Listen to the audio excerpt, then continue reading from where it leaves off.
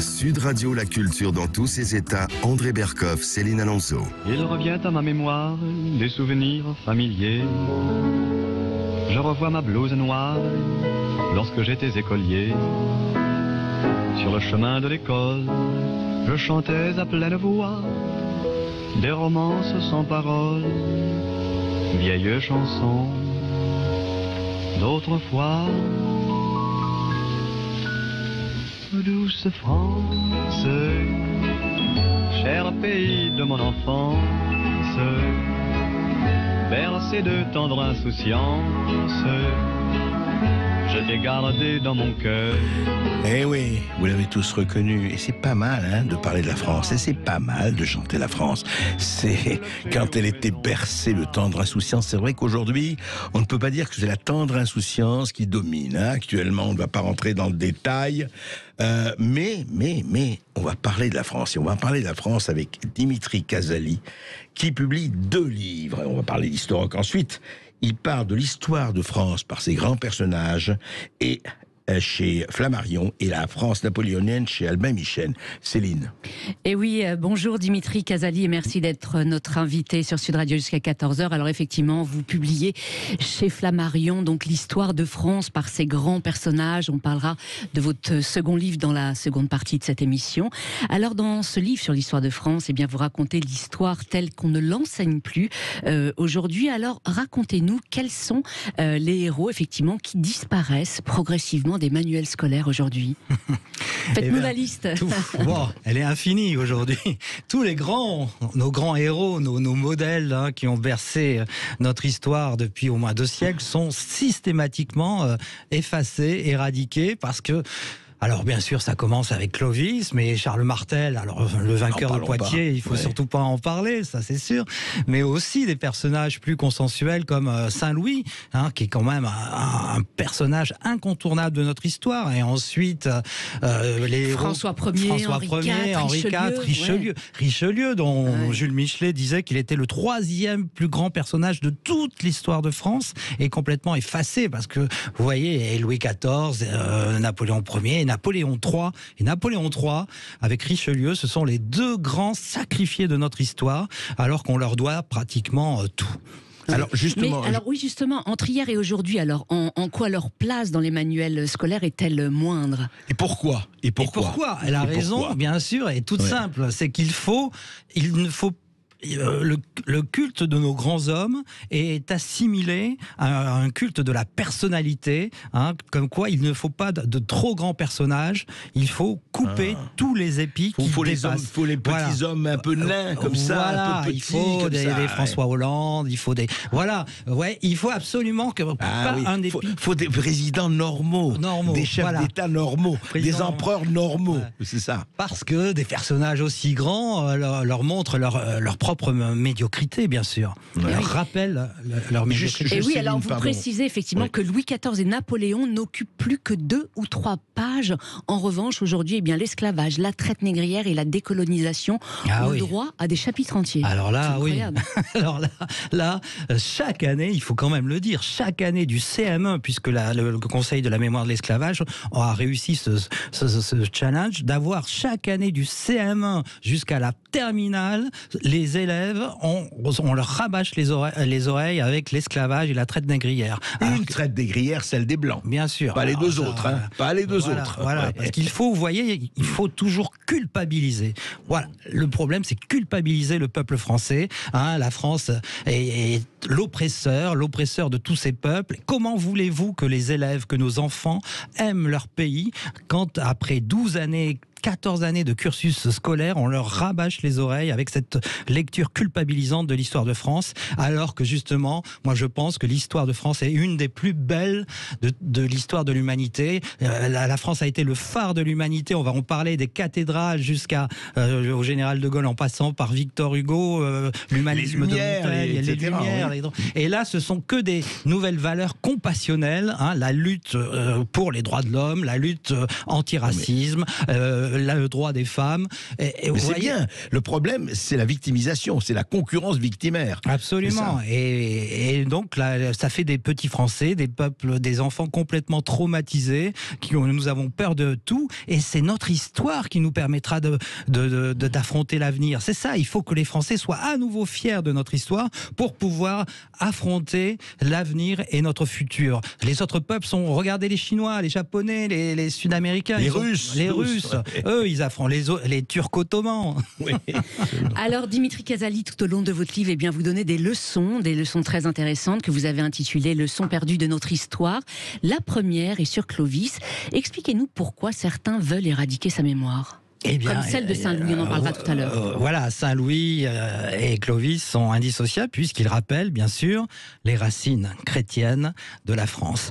Il ne faut jamais oublier, quand vous voyez en France 45 000 magnifiques églises sur notre territoire, elles ne sont pas tombées du ciel comme ça, hein, comme voudraient nous le rappeler certains hommes politiques. Non, c'est des racines profondes qui datent de 1500 ans. Depuis Clovis, la France est la fille aînée de l'Église. Hein. C'est ça qu'il faut. Et bien sûr, dès qu'on rappelle malheureusement, j'en parle souvent et à chaque fois, je suis explosé sur les réseaux sociaux dès que je rappelle les racines chrétienne de la France. Vous vous rendez compte? On ne peut plus même plus parler de vérité historique.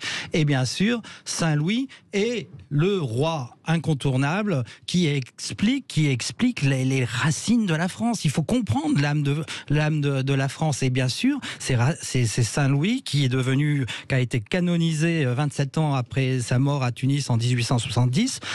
Saint-Louis, le roi croisé aussi, voilà, c'est lui qui a fait les croisades. Le mot croisade apparaît véritablement sous son règne, c'est pour ça qu'il est éradiqué et supprimé des manuels scolaires, parce que si on doit rappeler qu'il était soldat du Christ, comme il se défendait lui-même pour affronter les musulmans. Mais il faut quand même dire que c'est un roi particulièrement intelligent. Il a essayé de comprendre la civilisation musulmane. C'est pas non plus le fanatique que certains décrivent. Non, justement, en terre d'islam, où il a été prisonnier pendant des années, il s'est donné le temps de comprendre cette religion pour mieux la combattre, pour mieux résister, bien sûr, puisqu'il a interdit pendant les croisades, les croisés étaient en difficulté.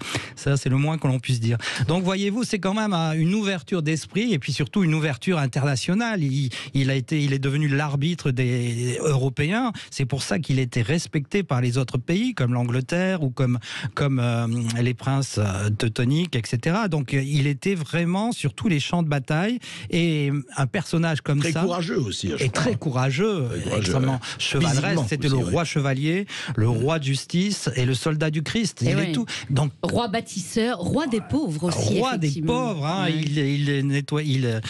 Il soignait les écrouelles, bien sûr, chaque semaine. Il faut voir cette vie absolument édifiante. Et on lui doit surtout, il faut le préciser, l'essor de l'art français à l'époque. Alors voilà. Ouais. Ça c'est essentiel, puisque c'est à partir de ce moment-là, entre Philippe Auguste, son grand-père, et Saint-Louis, que se concrétise, que se cristallise l'idée même de France. On veut nous faire croire souvent que la France date de 1789, de la Révolution, ce qui est complètement faux. La France est le plus vieil État-nation au monde, a écrit Pierre Nora. Je le cite pour dire, parce que quand je déclare ça, les gens me disent, ça y est, Dimitri a complètement illuminé. Non, Pierre Nora, un des grands historiens, ose écrire ce genre de phrase. Et ça permet de comprendre la profondeur de l'histoire française. Et effectivement, en 1144, c'est la consécration de la basilique Saint-Denis. C'est la naissance de l'art gothique. Et à l'époque, on n'appelle pas ça l'art gothique, on appelle ça tout simplement l'art français. Oui. L'art français qui va rayonner au fin fond de la Lituanie et au sud de l'Espagne. Et vous voyez, donc cette idée d'art au point de vue artistique, politique, pareil. Saint-Louis, on n'appelle plus le roi des Francs, Regnum Francorum, il se fait appeler Rex Franciae, roi de France. Vous voyez, c'est le moment fatidique. C'est le moment où ça, où se cristallise. Et malheureusement, on n'apprend plus du tout ça à nos enfants, parce que quand on apprend ça, et l'aura internationale de Saint-Louis et sa grandeur, nos enfants, quand on en avait fait un modèle, un héros, et aujourd'hui, on n'apprend plus nos héros à nos enfants, et les héros et les enfants sont perdus sans héros. Ça, il faut le rappeler. Ils n'ont plus de héros. Maintenant, leur héros s'appelle Rosa Parks et Martin Luther King. Vous avez vu tous les lycées qui prennent ce nom? C'est pas notre histoire. Je regrette. Nous, on a Saint-Louis. Je voudrais bien un lycée Saint-Louis. Il y en a quand même. Non, mais encore, non, les nouveaux. Je parle que les nouveaux soient baptisés Saint-Louis. Ben, avant que vous voyez ça, les poules auront des dents. Alors, Dimitri Casali, avançons effectivement dans l'histoire et parlons à présent de Louis XIV, qui lui n'occupe plus la place donc qu'il occupait il y a encore 10 ans dans les manuels scolaires. Pourtant, il est effectivement l'incarnation du grand siècle qui a fait la France. Comment expliquez-vous cela? Eh oui, c'est amusant cette volonté de culpabiliser, de minimiser la grande histoire de France. Quand on voit que ce sont les autres peuples qui célèbrent notre histoire et que nous, on n'est même pas foutus de célébrer. Donc, on parlait de Saint-Louis, mais maintenant Louis XIV, regardez, il est mort en 1715. En 2015, on a fêté il n'y a rien eu. Ces 700 ans de sa mort, il n'y a rien eu. Bien sûr, c'était François Hollande. Pourtant, quel règne! Mais pourquoi? Parce qu'il a trop aimé la guerre? Qu'est-ce qu'on lui reproche? On lui reproche effectivement d'avoir porté la France à son apogée. Louis XIV, déjà Saint-Louis, Louis XIV et les deux empereurs dont nous allons parler tout à l'heure, c'est l'apogée de la France. Et aujourd'hui, on est mal parce qu'effectivement, la France est devenue une puissance politique internationale très moyenne, alors qu'à l'époque de Louis XIV jusqu'à Waterloo, 1815, nous sommes la première puissance au monde. Nous sommes les États-Unis, la Chine de l'époque. Et oui, mais le monde change, cher Dimitri, le monde change. Mais on pourrait quand même rappeler ça à nos enfants. On pourrait exister un peu, oui, c'est vrai. On pourrait rappeler que nous avons été ce peuple de grands. C'est le siècle d'or de la France, de Racine, Corneille, Molière, la langue et sans parler effectivement de Turenne, Vauban et ces grands amiraux comme Tourville, Jean Bart, Duguay-Trouin, qui font sur toutes les mers de France. Il faut savoir que c'est Louis XIV du monde qui lance les milliers de missionnaires en Thaïlande, en Chine. Justement, la France est le pays qui a lancé, qui a envoyé dans le reste du monde le plus grand nombre de missionnaires catholiques. Voilà, ça aussi on veut le taire parce qu'effectivement on le reproche même. On le reproche. Et voilà. Donc c'est toute cette grandeur qu'il faut taire à jamais. Mais comment voulez-vous affronter l'avenir si on n'est pas fier de notre pays? Il faut cesser d'en avoir honte, ça c'est une vérité. Alors, autres grands personnages qui ont disparu des derniers manuels d'histoire de 3e, c'est 3 héros, effectivement. Pour certains. Voilà. Joffre, Foch et Pétain. Vous les avez réunis dans un même chapitre dans votre livre. Oui, alors au même titre que Turenne, Vauban, ou alors, bien sûr, Lannes, Murat et autres, Ney, tous ces grands militaires. En fait, il y a une volonté aussi, après d'éradiquer les grands personnages, d'éradiquer l'art militaire. En fait, l'histoire aujourd'hui ne se fait plus avec les batailles, l'art militaire n'existe plus, il faut surtout pas parler des victoires d'Austerlitz, de Iéna, et pareil, pendant la Première Guerre mondiale, pour revenir, de dire que la France est sortie victorieuse de cette guerre, qui a été une boucherie, bien sûr, 1 400 000 morts, mais de dire que Foch, Joffre et Pétain et le vainqueur de Verdun. C'est terminé parce que et la bataille de Verdun est racontée effectivement sans citer une seule fois Pétain. Ouais. C'est ça. Comment voulez-vous comprendre que le Pétain de 1940 si vous expliquez pas auparavant que ce fut le grand vainqueur de Verdun et qu'effectivement à New York en 1925 on lui a fait un triomphe absolument comme les grands hommes politiques, comme les grands présidents, etc. Voyez-vous l'histoire, c'est ma sempiternelle phrase, effectivement l'histoire n'est pas toute blanche, elle n'est pas toute noire, elle est grise, et c'est cette complexité qui la rend passionnante. Mais voilà, il faut expliquer à nos enfants la complexité de l'histoire. Ce n'est pas parce que Pétain a trahi et collaboré en 40 qu'il ne faut pas reconnaître ce qu'il était en 14-18. Tout le problème, mais vous savez, de la culture woke et de la cancel culture, c'est de juger 2021 à l'aune de 1900, 1800, 1700, ce qui ne veut rien dire. Oui, c'est la culture woke et la cancel culture, c'est le symbole de l'ignorance crasse, de la bêtise, et Terry Gilliam, le metteur en scène des Monty Python, dit que c'est le symbole symbole aussi du manque d'humour. Ils n'ont même plus d'humour. Donc c'est vraiment l'assèchement de la pensée, la nouvelle culture qui nous assaille. Donc il faut vraiment se révolter et cesser. Regardez, on veut déboulonner les statues de Colbert, les statues des autres généraux que sont Gallieni dans mon quartier. Encore la semaine dernière, des statues sont salies, sont déboulonnées. Il faut vraiment que les Français se révoltent. Et à Rouen, la statue de Napoléon, on va en parler. Et oui, et le général de Gaulle, effectivement, plusieurs statues du général ont été vandalisées ces dernières années. Alors vous dites que le général est relégué depuis les années 80, lentement dans les abysses de l'histoire. Oui, vous l'écrivez ainsi. Comment son rôle, effectivement, dans la Seconde Guerre mondiale est-il dépeint dans les manuels scolaires? Il n'est absolument pas détaillé en profondeur. On préfère insister sur le fondateur de la Ve République. Mais justement, encore une fois, on ne peut pas comprendre le fondateur de la Ve République si on n'explique pas par le détail, justement, parce qu'il est le symbole avant tout de la France résistante. Et cette France combattante et résistante qui n'est jamais... On ne parle pas un mot des combats de mai-juin 40 où la France a perdu 100 000 hommes, pas une ligne. On ne parle jamais... Rien. Bir Hakeim, ça n'existe pas. L'épopée de Leclerc jusqu'à Strasbourg, ça n'existe plus. Et il faut que vous en soyez conscients, parce qu'il faut insister sur la France de Vichy. La France collaborationniste. Voilà. Alors ça... Là, il y en a des chapitres sur la traite négrière, sur les colonies, les massacres et la France de Vichy. Et voilà ce qu'on apprend dans à cette nos France enfants. Collaborationniste n'existe plus un certain François Mitterrand. Oui, par exemple. Titulaire de la Francisque, je rappelle. Oui. Dimitri Casali, effectivement, la France, on peut le dire, est vraiment malade de son histoire. Est-ce qu'elle peut en guérir? Oui, en racontant. Il faut venir à deux choses. Raconter l'histoire est un récit, puisqu'après il y a des problèmes méthodologiques et de pédagogie. À nos enfants, on leur apprend des commentaires de documents, des chartes du Moyen-Âge, des discours de Léon Blum. Mais ça, c'est pas comme ça qu'on peut raconter, qu'on peut intéresser, qu'on peut donner la passion de l'histoire à nos enfants.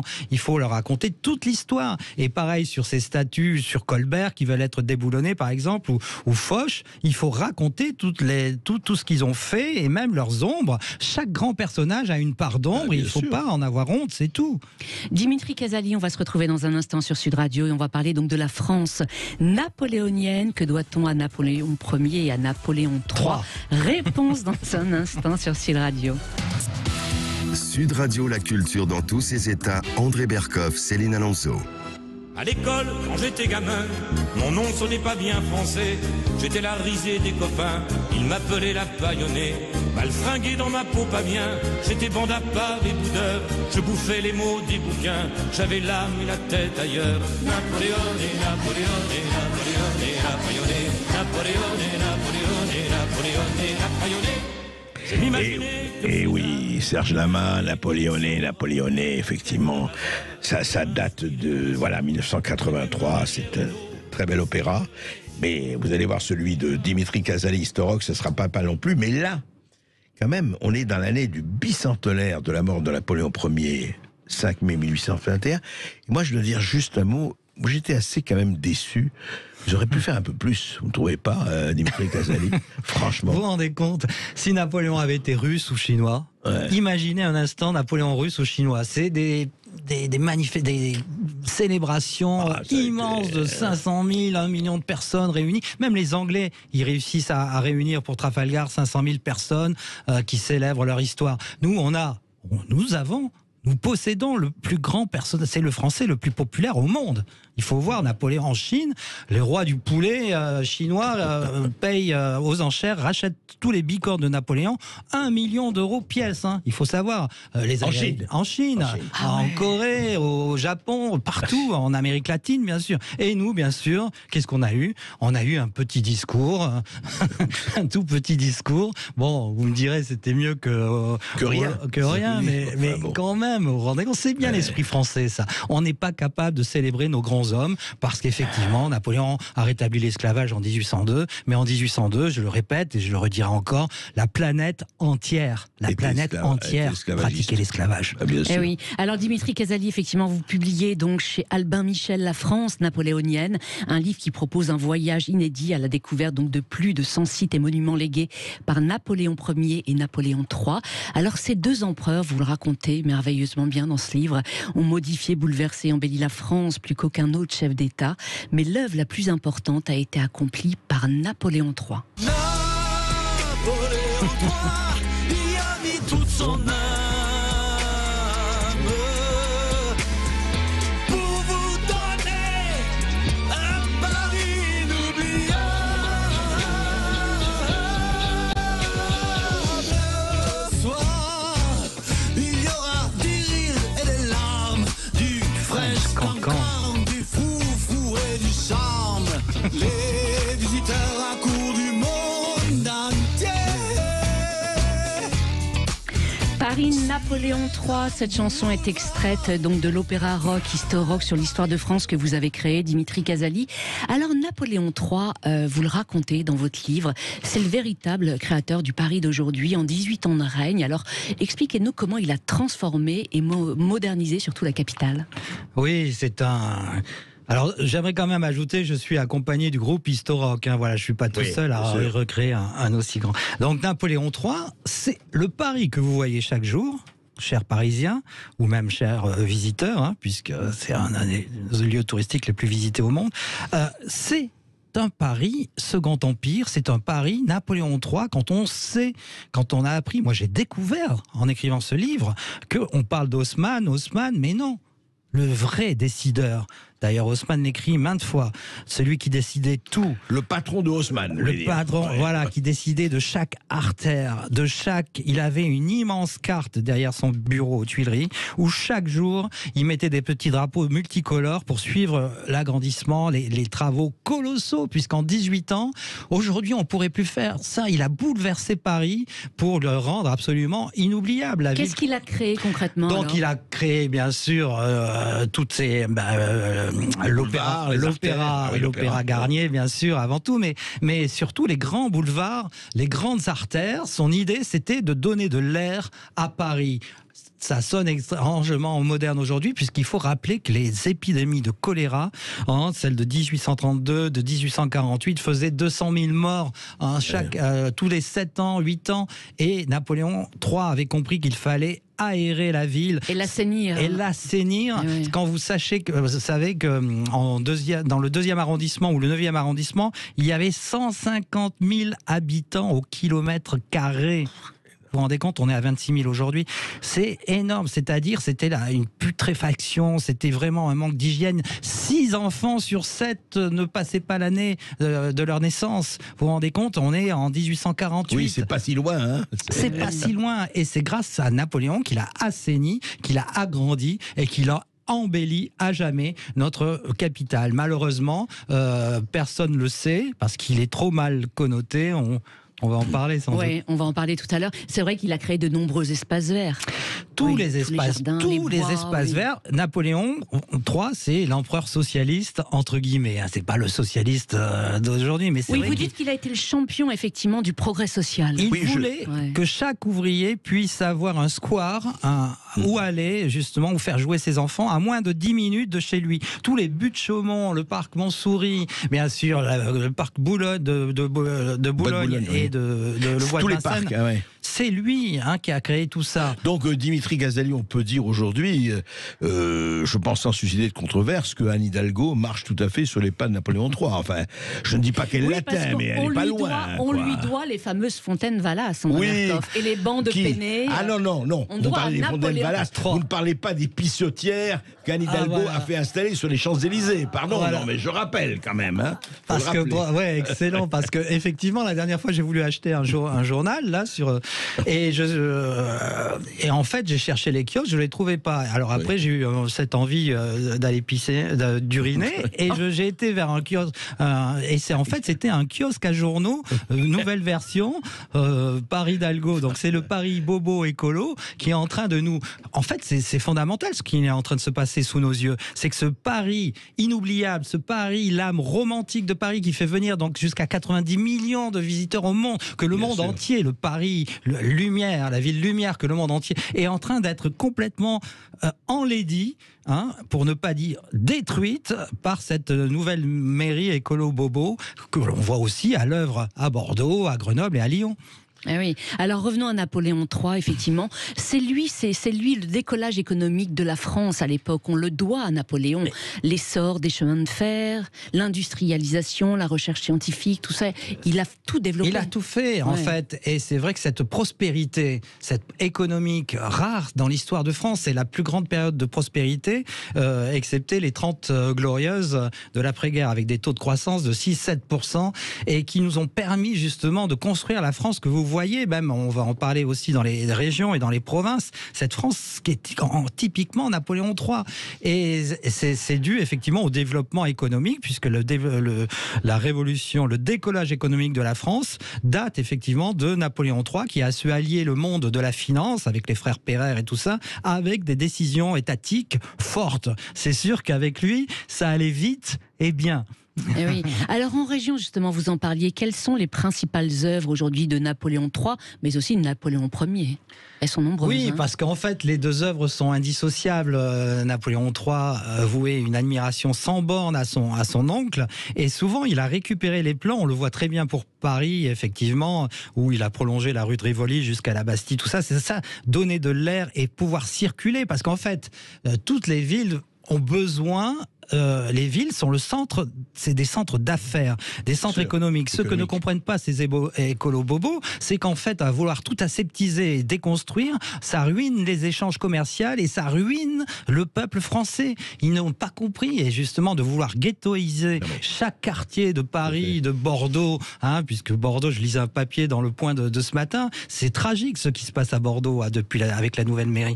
Et effectivement, Napoléon Ier a apporté énormément de choses, mais Napoléon III, prenons par exemple la région de Marseille, la ville de Marseille. La ville de Marseille est une ville Napoléon III. Oui, le palais du Pharaon notamment. Le palais du Pharaon, c'est un palais qu'il a voulu lui-même, il a voulu une résidence avec les pieds dans l'eau. Pour l'impératrice. Pour l'impératrice, parce qu'effectivement il fallait quelque chose digne de lui, et ils ont construit ce palais du Pharaon qui a été incontournable quand on arrive en baie de Marseille. Toute personne ne sait que c'était construit par Napoléon III pour Eugénie.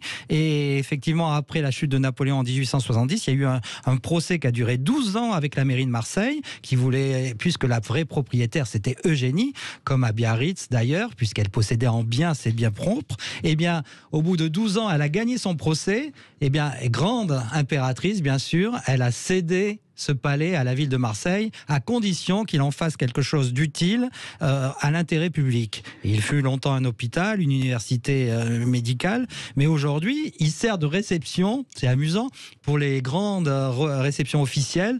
Donc, tout le monde croit que c'est la République qui a construit ça. Eh bien non, c'est Napoléon III. Eh oui. Et vous parliez de Biarritz, effectivement, c'est lui qui a suscité la création de toutes ces stations balnéaires, donc Biarritz, Deauville, Arcachon, avec les frères Pereire, justement, puisque c'est la grande époque, encore une fois, après le choléra, de la tuberculose, et il fallait avoir absolument, les bains de mer étaient réputés, et la ville d'Arcachon, la ville d'Yverdon en particulier, puisque Émile Pereire, justement, le grand industriel, était asthmatique, et grâce à son ami, puisqu'ils étaient véritablement amis, à Napoléon III, ils ont pu lancer justement ces stations balnéaires que sont Arcachon, Biarritz, avec le développement, bien sûr, de la forêt des Landes. C'est encore, ils ont planté plus de 200 hectares de pins. Et quand je vous écoute, et quand j'écoute effectivement les questions de Céline et les réponses de Dimitri Casali, c'est vrai que Napoléon III est vraiment le grand absent. Napoléon Ier, on peut pas dire. Napoléon Ier, tout le monde quand même le célèbre, le vénère, etc.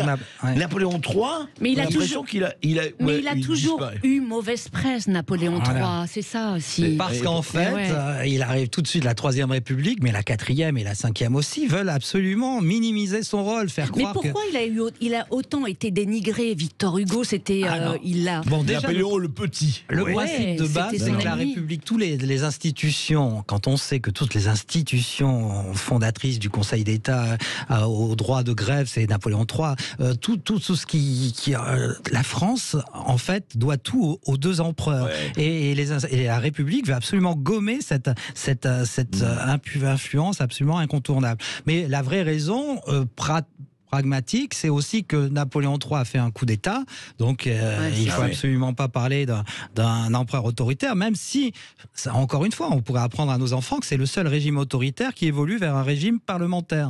Mais ça, c'est trop compliqué pour expliquer. Et d'ailleurs, c'est ça qui va causer sa chute et sa faiblesse, puisqu'il va donner trop de place aux républicains, trop de liberté. Mais enfin, et surtout, c'est la débâcle de Sedan de 1870.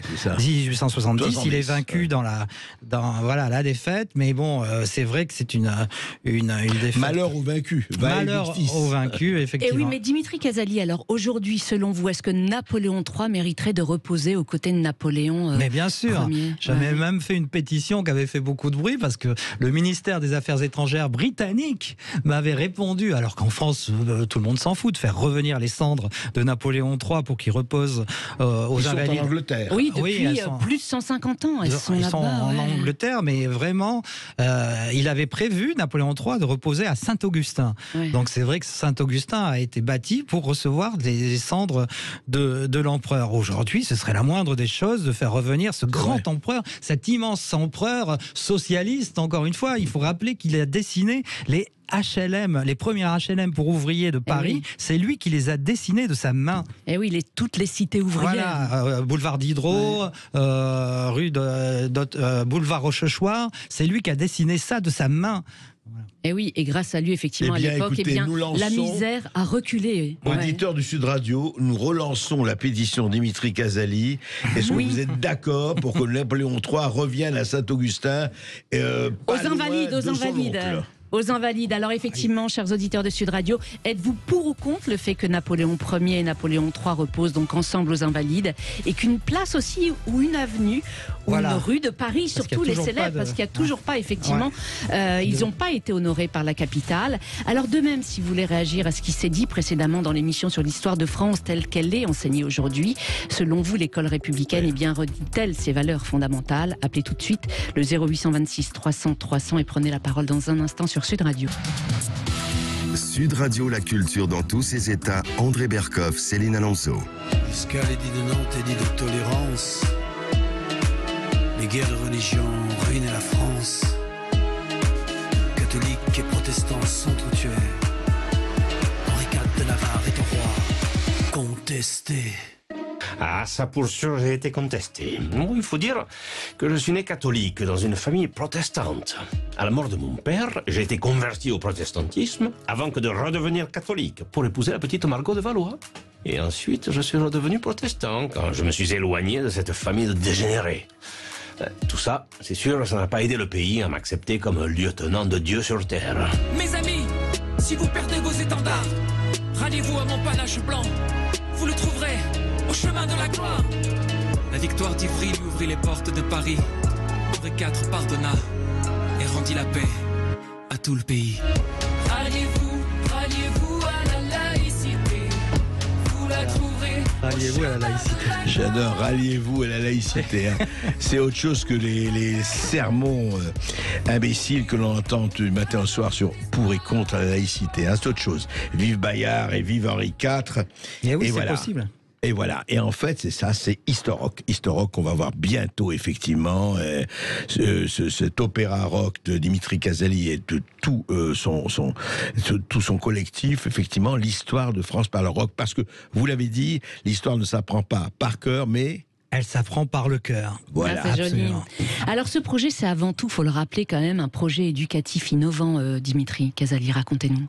Absolument. Je me suis dit, bon, tout le monde parle, il faut faire quelque chose pour nos jeunesses, pour la jeunesse française, leur apprendre l'histoire, mais personne ne fait rien, et en particulier dans les banlieues un peu défavorisées. Et tous ces enfants, ils ne demandent qu'une chose, à aimer la France, mais on leur donne pas la France à aimer. Donc voilà, j'ai eu cette idée d'utiliser les vecteurs modernes, que sont absolument la musique, tout style, hein, vous avez, ça peut aller dans le rap, le R&B, et le rock aussi, ce qui est ma tendance propre, mais aussi les clips vidéo et Internet, les réseaux sociaux. Donc c'est un vaste projet éducatif. C'est déjà sur YouTube. Qu'est-ce qu'on peut voir aujourd'hui Voilà, sur le net? Historock sur la chaîne YouTube Historock. Vous pouvez vous abonner nombreux, hein, vous tapez YouTube Historock. Vous verrez, pour l'instant, il y a 4 clips qui sont distribués gratuitement parce que chaque chanson de l'opéra rock, hein, les 17 chansons sont accompagnées d'un clip vidéo où un personnage est incarné par un comédien et qui explique effectivement l'histoire d'Henri IV, c'est le comédien que vous venez, ou l'histoire de Louis XIV, toute l'histoire des cathédrales au Général de Gaulle en 17 chansons, et vous pourrez venir nous applaudir le mercredi 2 février à l'Alhambra à Paris. Dans et il y aura une tournée ensuite, c'est clair. Voilà. Oui. Et si on veut effectivement vous aider, comment peut-on faire? Parce que vous avez besoin effectivement de dons actuellement. Et oui, parce que quand même, on a fait toute cette belle méthode éducative que l'on teste quand même dans les banlieues. Aujourd'hui, on a testé dans 5 collèges avec un succès fou. On a réussi à faire chanter Vive Henri IV, Vive Lady de Nantes dans des classes de banlieue nord à que des élèves, tous étaient d'origine immigrée, vous vous rendez compte? Et après, ils ont posé plein de questions sur Henri IV, sur ce personnage absolument magnifique de l'histoire de France. Donc, l'intérêt d'Historock, c'est de susciter la curiosité, d'éveiller la curiosité de ces enfants pour leur montrer justement combien notre histoire de France est belle. Je crois qu'on a des auditeurs. Oui, on a des auditeurs, André Berkoff, effectivement. On va rejoindre tout de suite le standard de Sud Radio, où Renaud de Seine-Saint-Denis, effectivement, nous appelle. Bonjour Renaud. Bonjour Renaud. Bonjour Céline, bonjour André, bonjour à votre excellent invité Dimitri Casali. En tout cas, il faut féliciter toutes ces bonnes intentions et ces bonnes attitudes et ces très bonnes actions qui sont menées. Je pense effectivement que il faut susciter de l'envie et Monsieur Casali avait une formule absolument magnifique en disant que l'histoire ça s'apprend par cœur, mais ça doit s'apprendre aussi avec du cœur. Autrement dit, on apprend, on arrive à apprendre que parce qu'on aime aussi, et je pense que l'amour dans le sens noble du terme, je ne parle pas de l'éros, je parle de l'amour dans le sens universel du terme, c'est quelque chose de très important, et en tout cas bravo pour cette initiative. Pour ce qui est de l'enseignement de l'histoire, moi j'ai une fille de 17 ans, elle est en terminale et l'année dernière en première, j'étais très content de voir que Napoléon III n'était pas du tout absent, bien au contraire du manuel scolaire, donc je me suis dit, il commence à y avoir du mieux. Peut-être y a-t-il une prise de conscience. Je pense que on est en train de se rendre compte que l'histoire doit être enseignée de façon chronologique et de façon plus exigeante. Je pense que le problème vient aussi surtout depuis une quarantaine d'années avec l'époque de Valéry Giscard d'Estaing et de la réforme Happy de son ministre de l'Éducation nationale, sous couvert de bonnes intentions qui sont tout à fait louables, c'est-à-dire faire en sorte que le collège soit accessible à tous, qu'il soit gratuit. On a voulu homogénéiser les programmes et petit à petit, je pense qu'on a perdu cette exigence. Il n'y a plus de maîtrise de la langue française, l'enseignement de l'histoire n'est pas fait, ce qui fait qu'on en arrive aujourd'hui à ces problématiques, par exemple, de violence, qui ne sont pas, ou de problèmes d'éducation, qui ne sont pas forcément dus uniquement en raison d'un problème d'immigration ou d'islam. Je pense que ça, c'est un peu trop simpliste comme vision. Et je pense qu'il y a l'importance de l'école qui est un sujet absolument fondamental. Vous avez raison. Oui, tout à fait, Renaud. Céline, je crois que nous avons un autre auditeur. Merci Renaud. Gilles nous appelle effectivement de Nice. Bonjour Gilles. Oui, bonjour. Et oui, moi je suis tout à fait d'accord avec ce que vient de dire Renaud, parce que moi quand j'étais plus jeune, je suis passé du manuel Isaac et Manuel Isaac, magnifique. Dans les années 72, après un manuel où il y avait 2 ou 3 pages sur Napoléon avec des petits dessins. C'était vraiment la synthèse. Déjà, on commençait à ne plus aimer Napoléon. Napoléon. Et je trouve ça scandaleux. Regardez ce qui s'est passé la semaine dernière à Montauban, où le maire a inauguré une statue pour Napoléon. Le conseiller municipal communiste a refusé d'assister à l'inauguration. Oui, ça montre qu'il y a toujours la langue de bois, l'idéologie, et que ça empêche justement de montrer le personnage, qui est un personnage hors du commun, qui est à la fois écrivain, qui a écrit le souper de Beaucaire, qui est à la fois qui aime la musique, qui est un homme d'action, qui est un homme de construction. Il a fait beaucoup de bâtiments, il a renouvelé le code juridique. Donc c'est un homme. Et quand je compare au chef d'État actuellement, je me dis il y a un monde. Quoi. Je comprends pas que les professeurs soient travaillés justement par l'idéologie et par la langue de bois et refusent de montrer le personnage qu'on a la chance en France d'avoir. Mais Gilles, vous avez très bien résumé la chose avec ce qui s'est passé à Montauban. C'est quand même hallucinant que sur Napoléon, aujourd'hui on est en 2021 et que tel ou tel conseiller municipal refuse de venir, projetant les luttes d'aujourd'hui à ce qui s'est passé il y a 200 ans. C'est quand même hallucinant. Et je voudrais juste dire, avant d'écouter Dimitri Casali donner la conclusion, je voudrais rappeler ces paroles vraiment de grands philosophes, du grand politique américain, afro-américain, je rappelle, Marcus Garvey. Marcus Garvey disait: un arbre sans racines ne donne ni feuilles, ni fruits, ni fleurs. Sans racines, c'est exactement on est rien. ça. C'est exactement ça. Vous avez tout compris, vos deux auditeurs aussi. C'est-à-dire qu'en fait, pour pouvoir aimer les autres, il faut déjà s'aimer soi-même, et que les Français connaissent. Pour s'aimer, ils ont besoin de connaître leur histoire, de savoir d'où ils viennent. Et aujourd'hui, on leur donne même plus la possibilité de connaître leurs racines. Donc, on ne peut pas être un arbre, on ne peut pas s'élever vers le ciel. On nous coupe, j'allais dire, on nous castre. Voilà, on nous castre. Oui. Exactement ce que j'allais dire. Donc, voyez-vous, c'est quand même terrible. Regardez ce qui s'est passé à Rouen avec la statue de Napoléon Ier, cette fois-ci sur la place de l'Hôtel de Ville. Le maire, socialiste écolo, vient de supprimer cette statue magnifique, en plus magnifique statue, parce qu'en fait il ignore que Napoléon Ier a tout fait pour Rouen. Si le développement économique, j'en parle dans mon livre, La France napoléonienne, si Rouen a pu se développer d'une manière industrieuse, il a recréé les manufactures textiles qui avaient été détruites pendant la Révolution, et Napoléon Ier a tout fait pour Rouen. Et ben regardez, ce maire ignore l'œuvre napoléonienne de Rouen et il supprime cette magnifique statue, et il veut mettre la statue de Gisèle Halimi. Oui, non, mais l'imbécilité, en plus, il faut le dire crasse, c'est qu'il peut parfaitement faire une statue de Gisèle Halimi ailleurs, dans un autre bien lieu. sûr, on lui n'est pas demande contre. pas de ne pas le faire, mais voilà, grotesque. Merci Dimitri Casali d'être venu sur Sud Radio. Je rappelle que votre livre, donc l'histoire de France par ses grands personnages, est publié chez Flammarion, et que La France napoléonienne sort chez Albin Michel. Tout de suite, vous retrouvez Brigitte Lahaie sur Sud Radio. Quelle est l'importance? Et juste Allez-y, le Dimitri. site Hello Asso, là, pour On a besoin de sous, c'est Hello Asso Historoc. Vous tapez Hello Asso comme une association. Historoc. Hello Asso, Historoc, around the clock. Voilà, et là vous pouvez donner de 20 € à 150 €, parce qu'on a besoin d'argent, on a besoin que vous nous aidiez. Voilà, Ok, merci. les auditeurs vous ont entendu, un don qui serait bien entendu défiscalisable. Alors je vous le disais tout de suite, vous retrouvez Brigitte Lahaie sur Sud Radio. Quelle est l'importance de notre culture sur notre sexualité? Réponse dans un instant avec le psychiatre Philippe Bruno. Sud Radio. Parlons vrai. Sud Radio, parlons vrai. Sud Radio.